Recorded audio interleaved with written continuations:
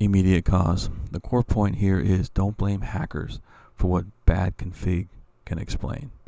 The outage wasn't caused by an attack at all, but by a change to database permissions that made the system spit out bad data into a feature file used by Cloudflare's bot management.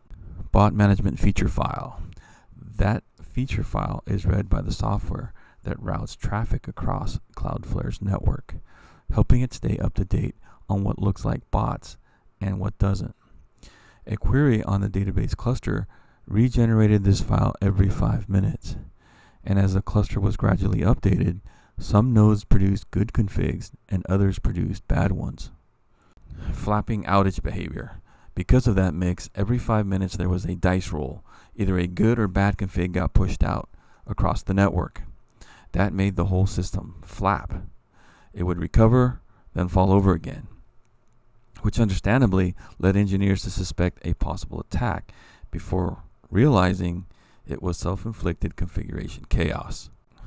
Postmortem and transparency. Cloudflare then published a detailed postmortem laying out the timeline, root cause, and concrete steps they're taking, so this specific failure mode doesn't bite them again.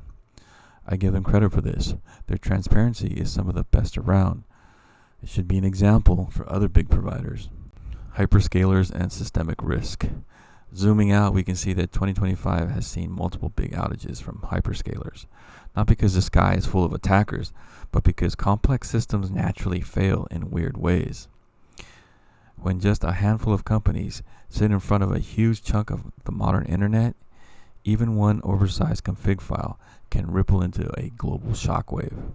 Cloud concentration and alternatives. The takeaway isn't fire all the engineers, but question the concentration. Push back on the marketing line that cloud is the only sane path, and think carefully about how much of your stack you park on someone else's platform. Owning more of your own hardware and infrastructure might mean more work, but can also mean more control, less dependency, and fewer days where a faraway config change takes your world offline.